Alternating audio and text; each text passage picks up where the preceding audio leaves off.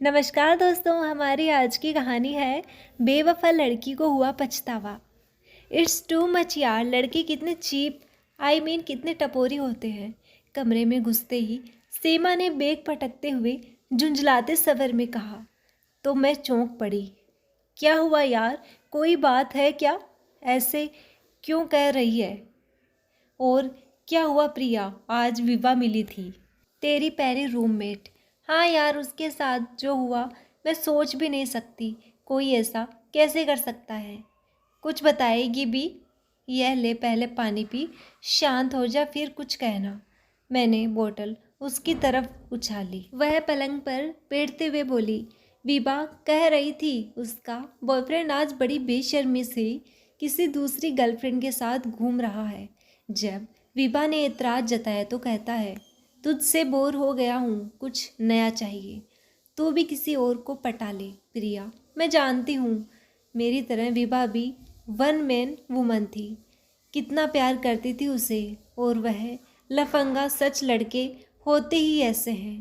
पर तू सारे लड़कों को एक जैसा क्यों समझ रही है? सब एक से नहीं होते हैं।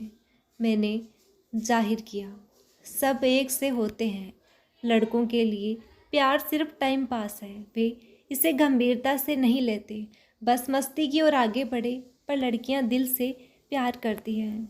अब तुझे ही ले, उस लड़की पर अपनी ज़िंदगी कुर्बान किए बैठी है, जिसको यह भी पता नहीं है कि तू उसे कितना प्यार करती है।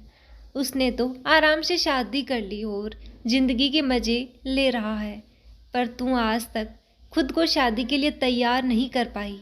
आज तक अकेलेपन का दर्द सह रही है, और वह जिसकी ज़िंदगी में तू नहीं और कोई है। आखिर ऐसी कुर्बानी किस काम की? मैंने टोका। एक्सक्यूज़ मी, मैंने किसी के लिए ज़िंदगी कुर्बान नहीं की। मैं तो शादी नहीं करना चाहती थी, बस जीवन का एक मकसद था, अपने पैरों पर खड़ा होना, क्रिएटिव काम करना। वहीं कर रही हूँ। और जहाँ तक प्यार की बात है तो हाँ, मैंने भी प्यार किया था, क्योंकि मेरा दिल उसे चाहता था। पर इससे मुझे खुशी मिली। पर मैंने वक्त पे ये ज़रूरी नहीं समझा कि कोमल एहसास को मैं दूसरों के साथ बांटूं, डोल पीटूं कि मैंने प्यार किया। बस कुछ यादें सजोकर मैं भी आगे बढ़ चुकी हूँ। फिर क्यों, मैं भी कोई पसंद आता है तो कहीं ना कहीं तुझे उसमें अमर का अक्स नज़र आता है। बोल, है या नहीं, इट्स माई प्रॉब्लम यार। इसमें अमर की क्या गलती है? मैंने तो उसे कभी नहीं कहा कि मैं तुमसे प्यार करती हूँ, शादी करना चाहती हूँ। हम दोनों ने अपना अलग जहाँ ढूंढ लिया। अब सोच, फिजिकल रिलेशन की बात तो दूर, तूने कभी उसके साथ रोमांस भी नहीं किया और आज तक उसके प्रति वफादार है। जबकि वह, तूने ही कहा था ना कि वह कॉलेज की कई लड़कियों के साथ फ्लर्ट करता था। क्या पता आज भी कर रहा हो, घर में बीवी और बाहर। प्लीज़ सीमा, वह क्या कर रहा है मुझे इसमें कोई दिलचस्पी नहीं, लेकिन देख, उसके बारे में उल्टा सीधा मत कहना। हाँ हाँ, ऐसा करने पर तुझे तकलीफ जो होती है, देख लिया लड़कियों का प्यार। और लड़के, तौबा, मैं आज़ाद को भी अच्छी तरह पहचानती हूँ। हर तीसरी लड़की में अपनी गर्लफ्रेंड ढूंढता है। वह तो मैंने लगाम कस रखी है, वरना। मैं हंस पड़ी। सीमा भी कभी कभी बड़ी मज़ेदार बातें करती है। चल अब नहा धो ले और फ्रेश हो जा जल्दी से। आज डिनर में मटर पनीर और दाल मखनी है, तेरी पसंद।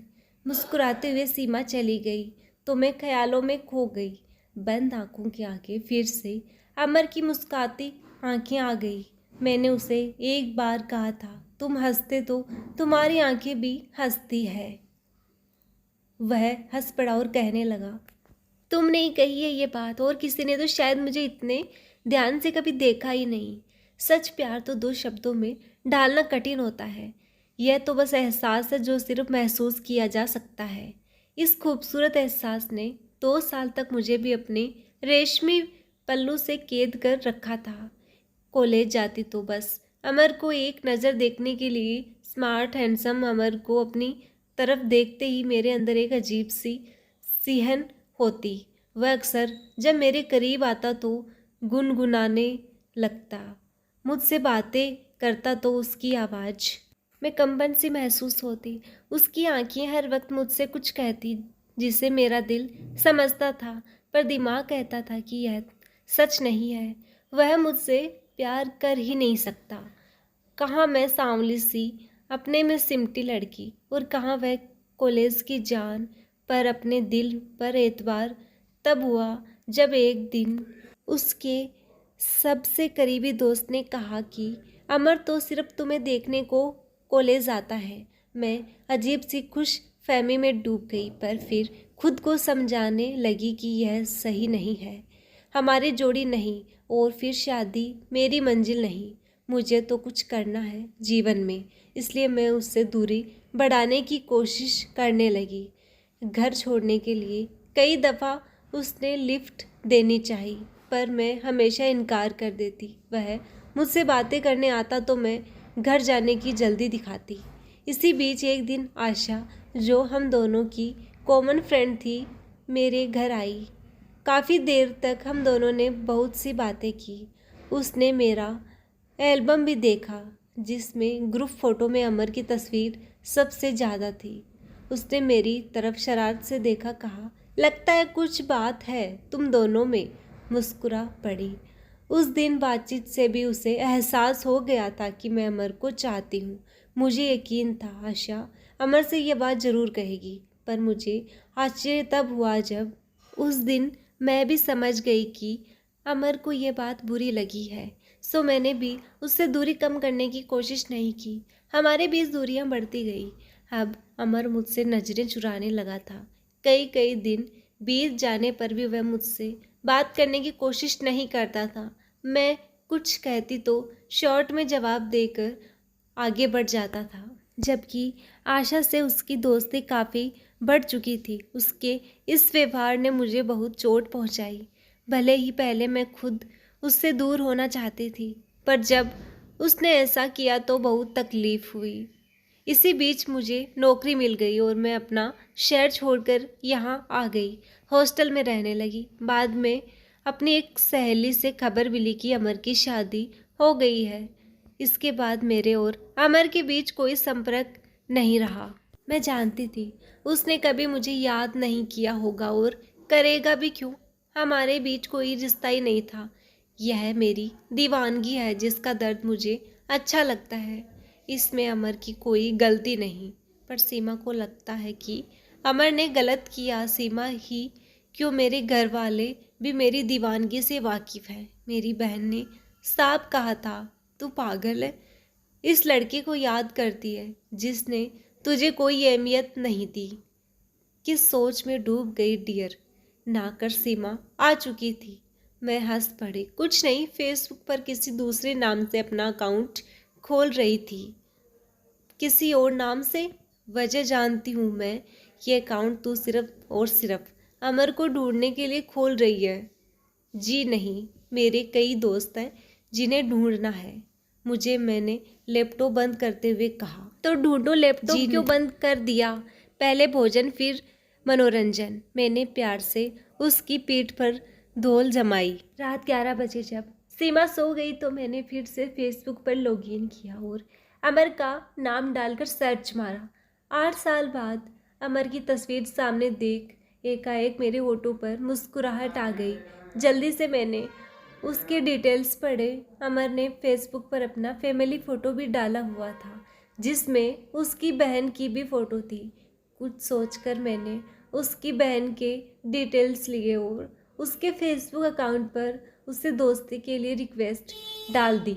2 दिन बाद मैंने देखा कि उसकी बहन निशा ने रिक्वेस्ट स्वीकार कर ली। फिर क्या था, मैंने उससे दोस्ती कर ली ताकि अमर के बारे में जानकारी मिलती रहे।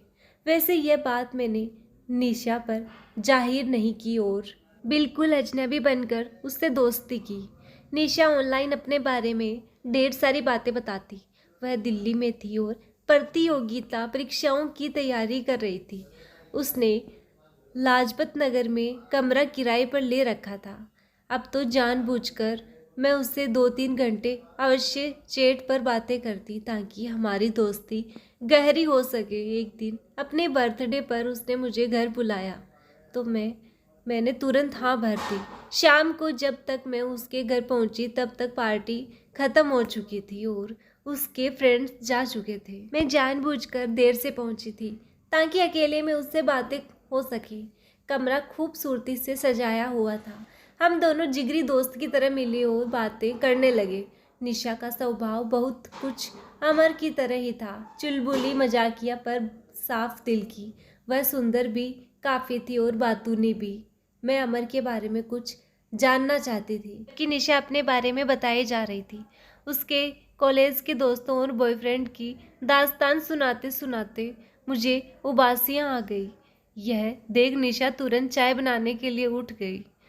अब मैं तुरंत निशा के कमरे में रखी चीज़ों का दूर से जायजा लेने लगी, यह सोचकर कि कहीं तो कोई चीज़ नज़र आई।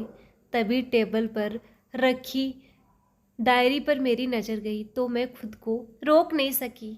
डायरी के पन्ने पलटने लगी। निशा ने अच्छा संग्रह रखा है सोचती हुई मैं डायरी के पन्ने पलटा रही थी। तभी एक पृष्ठ पर नजरें टिक गई, बेवफा। यह एक कविता थी जिसे मैंने पूरा पढ़ लिया। मैं ये कविता पढ़कर भूत सी बन गई। दिमाग ने काम करना बंद कर दिया। तुम्हारी आंखें भी हंसती है। यह पंक्ति मेरी आंखों के आगे घूमती रही। यह बात तो मैंने अमर से कही थी, एक नहीं 2-3 बार। तभी चाय लेकर निशा अंदर आ गई। मेरे हाथ में डायरी देखकर उसके लपकते हुए उसे खींचा। मैं यथार्थ में लौट आई। मैं अजीब सी उलझन में थी। नेहा हंसते हुए कहा, यार यह डायरी मेरी सबसे अच्छी सहेली है। जहाँ भी मन को छूती हुई पंक्तियाँ कविता दिखती है मैं इसमें लिख देती हूँ। उसने फिर से मुझे पकड़ा दी और बोली, पढ़ो पढ़ो। मैंने तो यह यूं ही छीन ली थी। डायरी के पन्ने पलटती हुई मैं फिर उसी पृष्ठ पर आ गई। यह कविता बड़ी अच्छी है। किसने लिखी? मैंने पूछा। यह कविता? निशा मुस्कुराई। मेरे अमर भैया ने। उन्होंने लिखी है। पिछली दिवाली के दिन की बात है। वे चुपचाप बैठे कुछ लिख रहे थे। मैं पहुंच गई तो हड़बड़ाहट में दिखाया भी नहीं, पर बाद में मैंने चुपके से देख लिया। किसी ने लिखी है इतनी अच्छी कहानी। कौन सी वह? मैंने कुरेदा।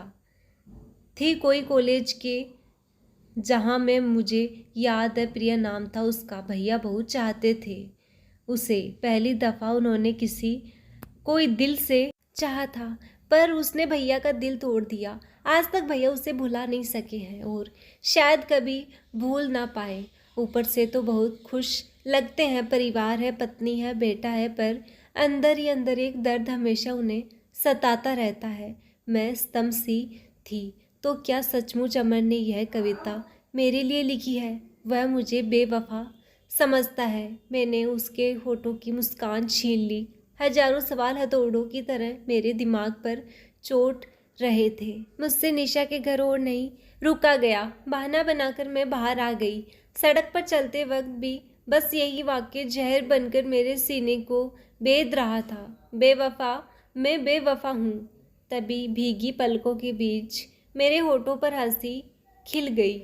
जो भी हूँ, मेरा आज तक मेरे सीने में दहक रहा है। वह मुझसे इतना प्यार करता था, तभी तो आज तक भुला नहीं सका है।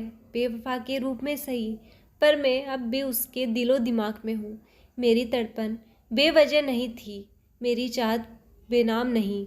बेवफा बनकर ही सही, अमर ने आज तक मेरे प्यार को पूर्ण कर दिया था। दोस्तों, आशा करती हूँ आपको ये कहानी पसंद आई होगी। कहानी अच्छी लगी तो लाइक शेयर करें और चैनल को सब्सक्राइब करें। धन्यवाद।